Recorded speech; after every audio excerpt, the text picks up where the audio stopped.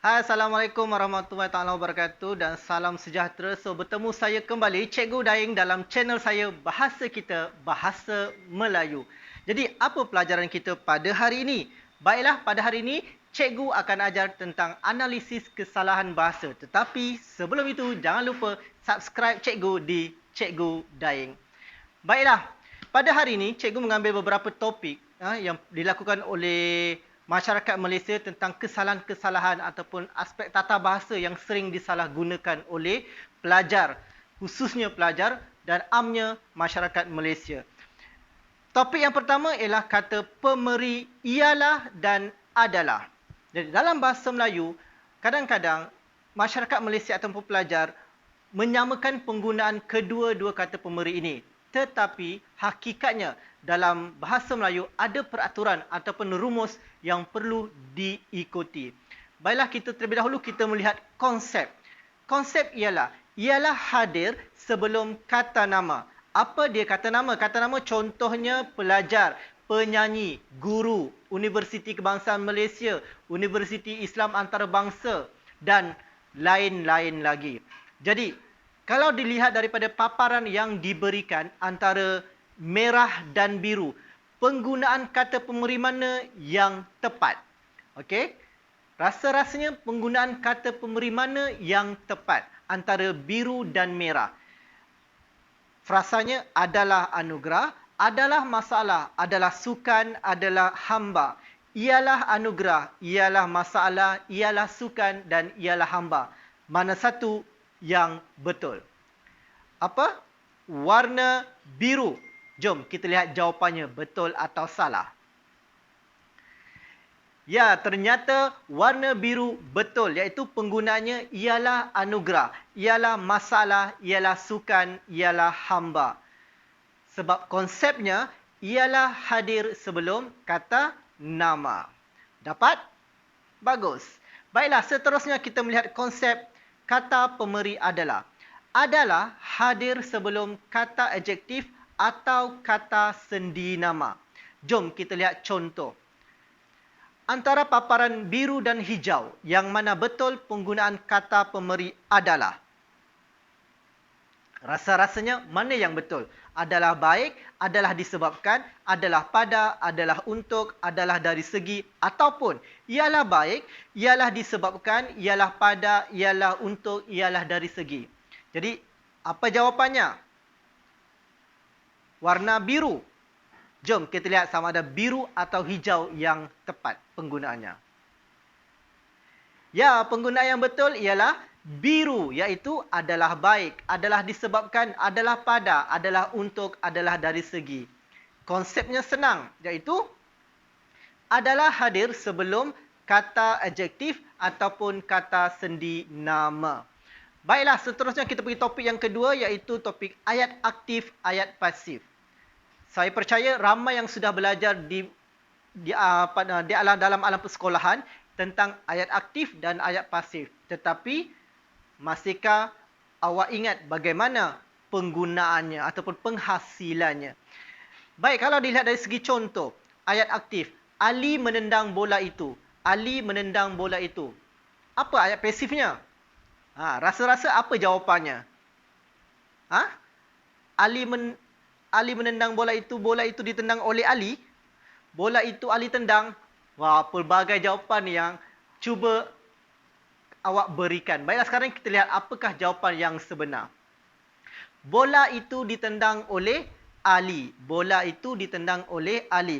Kalau dilihat dari segi jawapan ini, boleh dikatakan rumusnya ialah penggunaan kata ganti nama diri ketiga, iaitu Ali, perlu diikuti perkataan oleh. Boleh diikuti perkataan oleh. Oleh.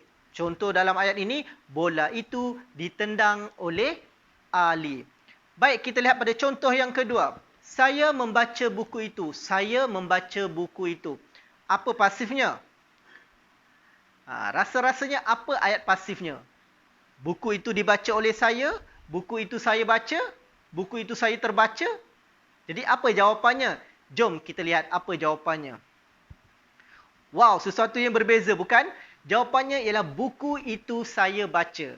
Buku itu saya baca. Ternyata berbeza dengan yang tadi. Yang tadi, bola itu ditendang oleh Ali. Ada perkataan di dan oleh. Tetapi di sini tidak ada perkataan di dan oleh.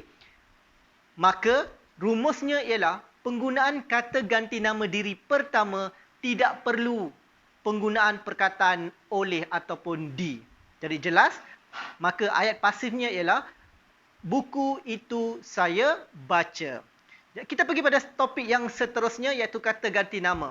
Apa yang anda faham tentang kata ganti nama?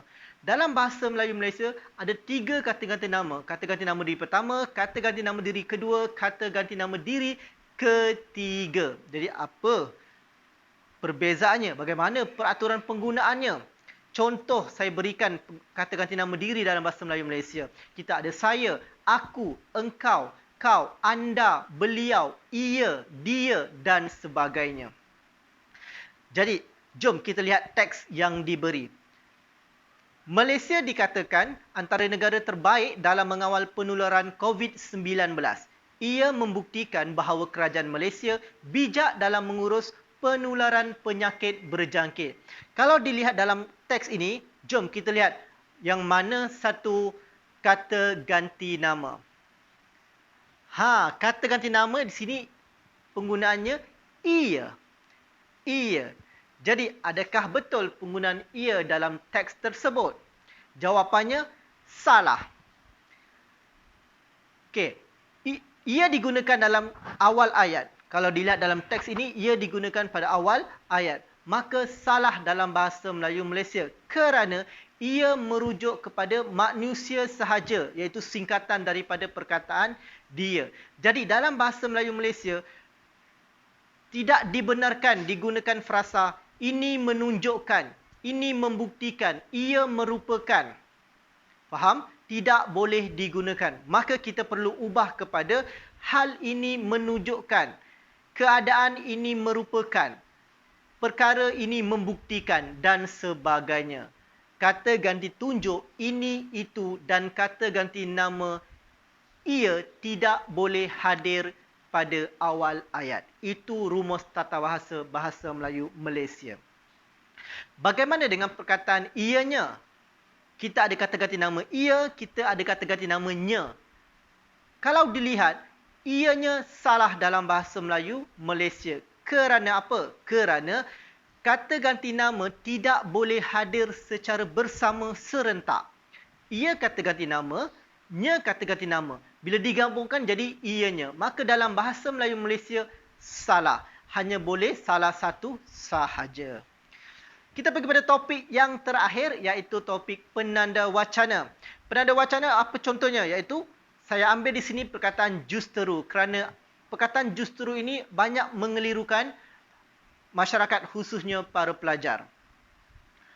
Ada 2 kemungkinan, justeru atau justeru itu. Yang mana satu betul dalam bahasa Melayu? Justeru ataupun justeru itu. Jadi kita lihat, terlebih dahulu kita lihat contoh ayatnya. Contoh ayat yang diberi. Saya tidak bersetuju dengan pandangannya. Justeru, saya tidak menyokong cadangannya.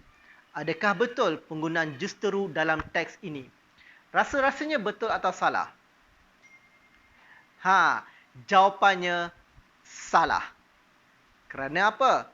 Kerana saya tidak bersetuju dengan pandangannya, justeru saya tidak menyokong cadangannya. Perkataan justeru itu salah digunakan, tidak sesuai untuk digunakan dalam teks ini. Sebelum saya memberikan justifikasi, jom kita lihat apakah konsep justeru. Penggunaan justeru yang membawa maksud oleh itu tidak boleh digunakan.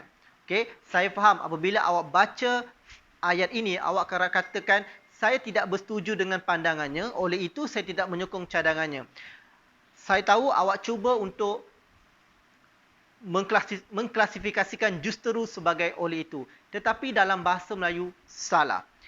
Okey, untuk makluman semua, justeru membawa 2 makna. Yang pertama, justeru membawa makna kebetulan, tepat dan kena benar. Contoh ayat. Justeru lalu di hadapan kedai buku itu, Ali terus singgah membeli buku kegemarannya. Penggunaan justeru ini merujuk kepada kebetulan. Kebetulan lalu di hadapan kedai buku itu, Ali terus singgah membeli buku kegemarannya. Kita lihat makna yang kedua. Justeru bermakna malahan atau bahkan. Contoh ayat, saya tidak pernah mencaci dia. Justeru saya puji dia. Jadi, kalau kita ubah, saya tidak pernah mencaci dia. Malahan saya puji dia. Kalau dilihat sekali lalu, mungkin anda di luar sana merasakan bahawa ayat ini betul. Saya tidak bersetuju dengan pandangannya. Bahkan saya tidak menyokong cadangannya. Mungkin pada pendapat anda, kenapa salah ayat ini? Kita lihat pada contoh yang diberi. Saya tidak pernah mencaci dia. Keterangan negatif. Justeru saya puji dia. Keterangan positif. Apabila ada keterangan negatif dan keterangan positif dalam satu ayat, maka penggunaan justeru dibenarkan.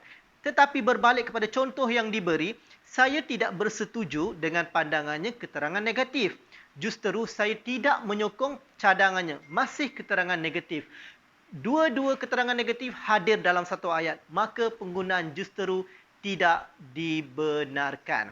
Oleh itu, jelas membuktikan bahawa antara justeru dan justeru itu, yang mana satu betul dalam bahasa Melayu? Jawapannya justeru. Justeru itu tidak wujud dalam bahasa Melayu Malaysia. Baik, semua dapat pelajaran hari ini? Alhamdulillah, bagus. Teruskan usaha untuk memperbaiki bahasa kita. Terima kasih. Jangan lupa untuk terus subscribe saya, Cikgu Dain, dan menonton video-video saya yang seterusnya. Baik, kita jumpa lagi. Assalamualaikum.